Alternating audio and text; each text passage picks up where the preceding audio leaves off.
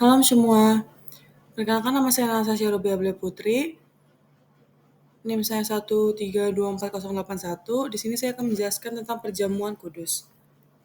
Perjamuan kudus adalah salah satu sakramen dalam gereja Kristen yang dilakukan untuk memperingati pengorbanan Yesus Kristus di kayu salib. Dalam praktik gereja, biasanya dilakukan secara teratur baik mingguan, bulanan, atau pada perayaan tertentu tergantung tradisi gereja. Roti dan anggur digunakan sebagai simbol tubuh dan darah Yesus yang diserahkan untuk keselamatan manusia. Asal-usulnya, perjamuan kudus pertama kali dilakukan oleh Yesus pada malam sebelum penyaliban saat perjamuan Paskah bersama para muridnya. Latar belakang perjamuan Paskah itu, pada malam perjamuan kudus pertama, Yesus memberikan makna baru kepada roti dan anggur menunjukkan bahwa dia adalah anak domba Allah yang menghapus dosa dunia.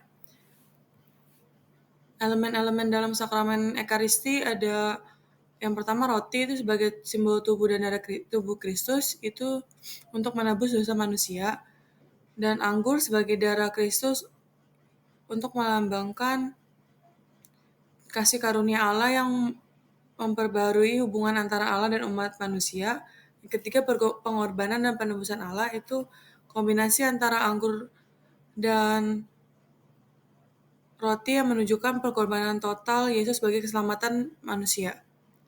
Makna teologisnya, pengorbanan Yesus di kayu salib itu untuk menebus dosa manusia dan membawa keselamatan dan pengampunan bagi manusia. Penebusan dosa melalui darah Yesus yang ditumpahkan di kayu salib, dosa manusia dihapuskan. Menurut perjanjian baru, Yesus dalam perjamuan kudus mengumumkan perjanjian baru antara Allah dan umatnya yang didasarkan atas kasih karunia dan pengorbanannya. Yang berdasarkan persekutuan dengan Kristus melalui perjamuan kudus, umat Kristen masuk dalam persekutuan rohani dengan Kristus. Perjamuan sebagai peringatan. Peringatan pengorbanan Kristus. Sebagai peringatan akan pengorbanan Yesus di kayu salib. Setiap kali umat Kristen mengambil bagian dalam roti dan anggur, mereka mengingat bagian tubuh Yesus dihancurkan dan darahnya ditumpahkan untuk menebus dosa manusia. Pengingat akan kasih Allah.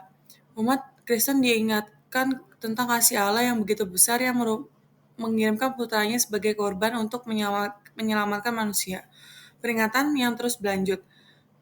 Yesus sendiri memerintahkan muridnya untuk melakukan perjamuan kudus ini sebagai perintah akan dia. Yang keempat, makna mengabarkan kematian Kristus. Perjamuan kudus bukan hanya mengingat kepada kematian Kristus, tetapi juga mengabarkan kematiannya kepada dunia. Melalui perjamuan kudus, umat manusia dipercaya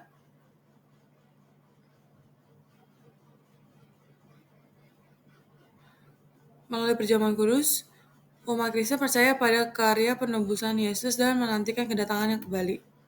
Perjamuan kudus sebagai persekutuan. Perjamuan kudus dengan Kristus. Perjamuan kudus adalah momen di mana umat Kristen memasuki persekutuan rohani dengan Yesus Kristus. Saat mereka mengambil roti dan anggur, mereka berpartisipasi dalam tubuh dan darah Kristus. Persekutuan dengan sesama orang percaya. Perjamuan kudus juga mempererat ikatan persekutuan antar orang percaya. Perjamuan kudus mengingatkan bahwa gereja adalah satu di dalam tubuh Kristus. Kesatuan di dalam tubuh Kristus. Umat percaya disatukan di bawah pengorbanan Kristus. Perjamuan kudus menghilangkan sekat-sekat dan perpecahan di antara jemaat, mempererat kesatuan sebagai gereja universal.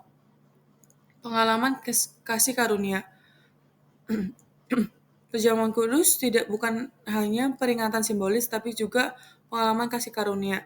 Saat umat mengambil roti dan anggur, mereka merasakan kehadiran Allah dan menerima kasih karunia-Nya.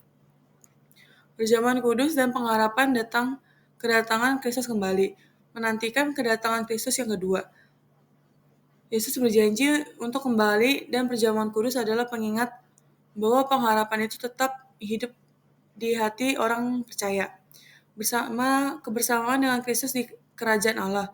Yesus saat memperkenalkan perjamuan kudus kepada murid-muridnya berbicara tentang saat dia akan makan perjamuan baru dengan mereka di kerajaan Allah. pengharapan dalam kehidupan kekal. Melalui perjamuan kudus, umat Kristen diperkuat dalam pengharapan akan kehidupan kekal. Pengorbanan Yesus membuka jalan menuju keselamatan, tetapi penggenapan keselamatan penuh akan terjadi ketika Yesus kembali. Memperbaharui iman dan pengharapan. Setiap kali perjamuan kudus dilakukan, umat tidak hanya mengingat karya keselamatannya yang telah terjadi, tapi juga memperbaharui iman mereka bahwa Yesus akan datang kembali. Perjamuan kudus sebagai tindakan iman. Tindakan ketaatan mengikuti perjamuan kudus adalah salah satu tindakan ketaatan terhadap perintah Allah. Yang kedua, pengakuan iman kudus.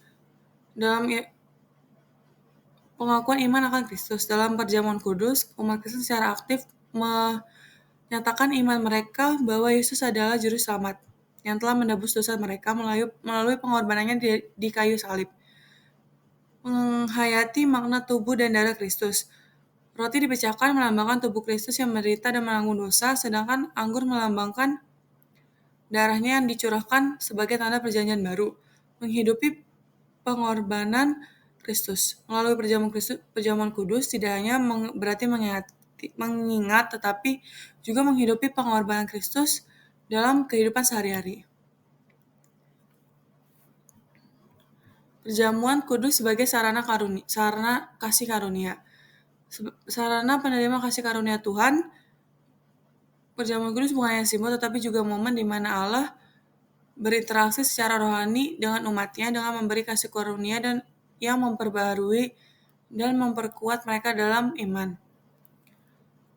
Perbaruan rohani dan pengampunan. Melalui perjamuan kudus, umat Kristen diingati dan akan pengampunan dosa yang diperoleh melalui kematian dan kebangkitan Kristus.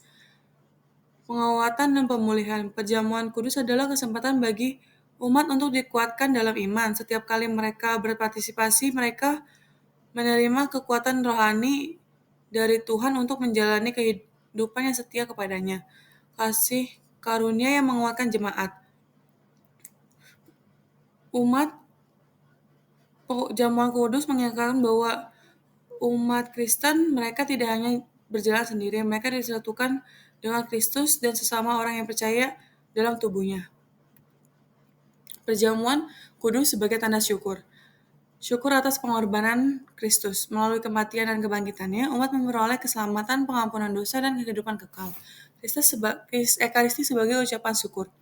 Ekaristi berasal dari bahasa Yunani, Ekaristia yang berarti pengucapan syukur. Ini menekankan bahwa perjamuan kudus adalah tindakan utama pengucapan syukur umat Kristen kepada Tuhan. Syukur sebagai respon iman. Syukur bukan hanya ungkapan rasa terima kasih atas masa lalu, tapi juga respon iman terhadap pemeliharaan Tuhan yang terus-menerus. Menghidupi syukur dalam kehidupan sehari-hari. Tindakan syukur dilakukan dalam perjamuan kudus seharusnya tercermin dalam kehidupan sehari-hari umat Kristen. Perjamuan kudus dan persatuan tubuh Kristus. Persatuan dalam Kristus.